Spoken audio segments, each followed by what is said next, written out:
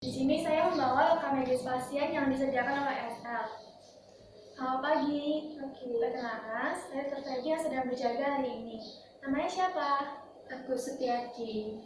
Alamatnya?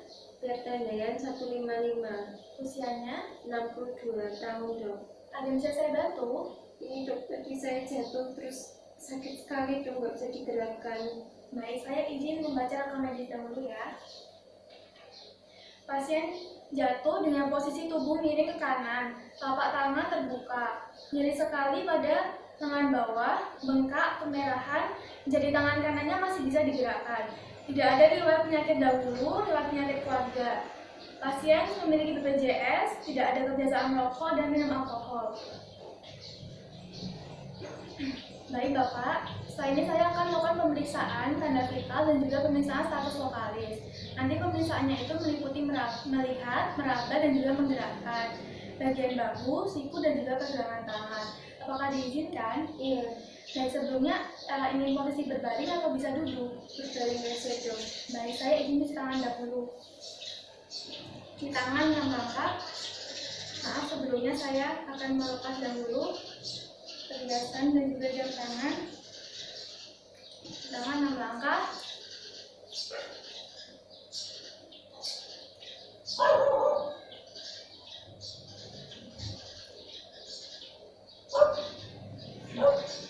Saya izin memulainya ya. Yang pertama adalah pemeriksaan suhu, membersihkan dengan kapas beralkohol, lalu melakukan kalibrasi.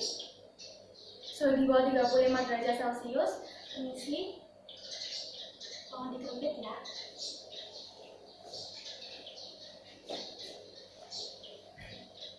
Lalu pemeriksaan tekanan darah.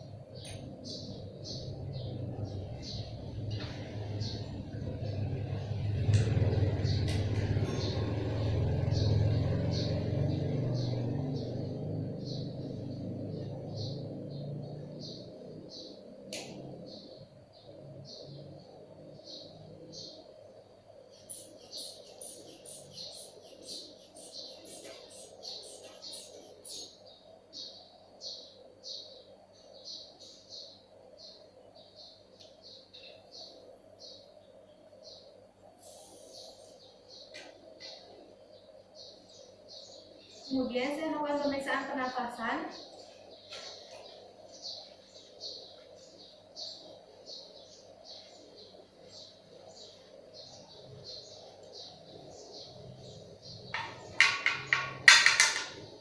Lalu pemeriksaan nadi di arteri radialis.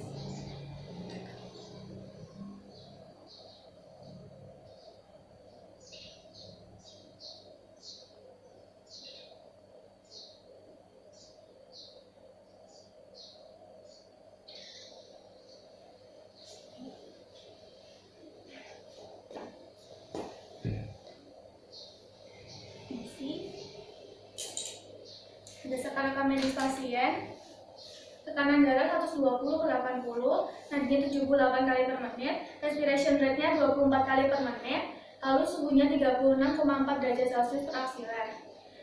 Untuk skala nyerinya dari angka 10, angka 1 sampai 10 di angka berapa ya? 8. Baik. Kelasnya 8/10, lalu pasien nampak sangat kesakitan.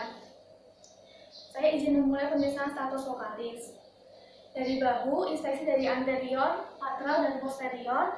Bahu kanan dan bahu kiri tampak simetris, tidak tampak adanya angulasi, udem maupun hiperemis. Kemudian permisi. Body prominence clavicular teraba normal, tidak ada angulasi, kemudian tidak teraba perubahan suhu, krepitasi, dan juga nyeri tekan. Lalu bisa tolong ikuti gerakan saya. Fleksi, ekstensi, kemudian adduksi, abduksi, lalu seperti ini, nah yang seperti ini, ya, endorotasi, eksorotasi atau rotasi eksternal. Baik, yang kanan tidak bisa digerakkan. Gerakan bahu kanan terbatas karena nyeri, lalu gerakan bahu kiri tidak terbatas. Sekarang pemeriksaan siku, inspeksi dari anterior, posterior, isi, dari posterior. Tidak tampak hiperemis, pada sikunya tidak tampak hiperemis, udem, tapi pada lengan bawah kanan tampak adanya udem, hiperemis, tampak adanya angulasi ke arah radial pada sepertiga distal lengan bawah, dan tidak tampak adanya luka terbuka. Kemudian kondisi saya izin meraba, apakah nyeri? Baik, apakah nyeri? Ya. Pada lengan bawah kanan teraba nyeri tekan, perubahan suhu hangat, dan gravitasi. Sedangkan yang kiri tidak teraba suhu hangat, nyeri tekan, dan gravitasi. Untuk gerakan saya, fleksi, ekstensi, lalu pronasi, supinasi. Yang kanan tidak bisa digerakkan. Baik, gerakan tangan siku kanan terbatas karena nyeri, sedangkan yang kiri tidak terbatas gerakannya. Kemudian saya melakukan pemeriksaan manus. Pertama inspeksi dari dorsal, kemudian palmar, dari dorsal dan palmar tidak tampak udem dan hiperemis. Lalu saya melakukan fungsi kanan, apakah nyeri? Apakah nyeri? Baik. Tidak teraba nyeri tekan pada kedua manus, gravitasi maupun perubahan suhu. Bony prominence-nya juga teraba normal. Bisa ikuti gerakan saya. Yang pertama, radiasi radial, radiasi ulnar, kemudian fleksi seperti ini ya, ekstensi. Sekarang jari-jarinya, yang kanan kalau boleh digerakkan, tolong digerakkan. Fleksi, ekstensi, abduksi, aduksi, lalu oposisi. Baik, pergerakan dari pergelangan tangan kanan terbatas, tetapi jari-jarinya bisa digerakkan tanpa ada batasan. Sedangkan yang pergerakan manus kiri tidak terdapat keterbatasan. Berdasarkan hasil pemeriksaan, saya mendiagnosis adanya fraktur Galeazzi atau fraktur di sepertiga distal lengan bawah dekstra karena adanya angulasi ke arah radial. Bapak, saya mendiagnosis adanya patah tulang tertutup di bagian sepertiga bawah lengan Bapak. Oleh karena itu, saya hendak melakukan tata laksana berupa pembidaian. Nanti akan ada papan yang saya pasang dari lengan atas sampai ke jari-jari. Tujuannya untuk imobilisasi dari gerakan siku dan juga pergelangan tangan, supaya nanti tidak ada cedera lebih lanjut seperti cedera pada syaraf-syaraf dekat situ. Apakah Bapak setuju? Iya, Dok. Baik, saya izin memulainya. Tidak tampak adanya luka terbuka, tetapi tampak adanya patah tulang yang perlu direduksi. Lalu saya melakukan pemeriksaan neurovaskuler di bagian distal, teraba pulsasi arteri radialis, CRT-nya kurang dari 2 detik.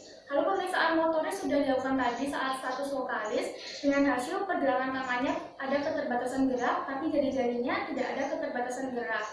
Lalu sensorinya bisa tolong menang sebentar.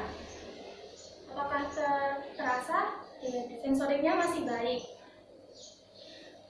Saya memilih papan bidai dengan ukuran 50x10. Sebelumnya saya akan ukur dulu. Isi. Oke, ukurannya sudah sesuai dan 3 bitela untuk mengikatnya. Saya izin memulainya. Oke. Papan bidai saya pasang pada anterior dan posterior dari fraktur,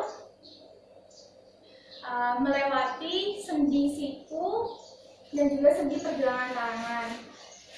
Tujuannya adalah imobilisasi dari kedua sendi tersebut.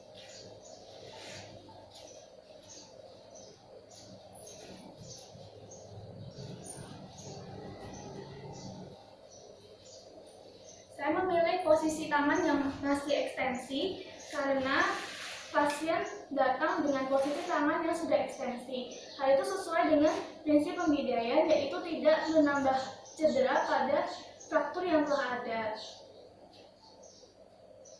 Jika terlalu kencang, tolong katakan ya.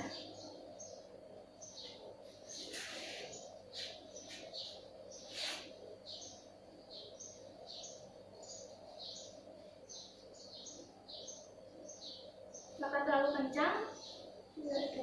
Baik. Pemeriksaan neurovaskuler, teraba pulsasi arteri radialis, CRT-nya kurang dari 2 detik. Lalu bisa tolong gerakan jari-jarinya. Gerakan motorik pasien masih baik. Apakah terasa? Sensoriknya juga masih baik. Pembidayaan telah selesai. Respon setelah pembidayaan juga masih baik. Saya izin di tangan dahulu. Tangan 6 langkah, punggung, telapak dan sela-sela jari, kemudian gerakan mengunci ibu jari dan ujung-ujung jari.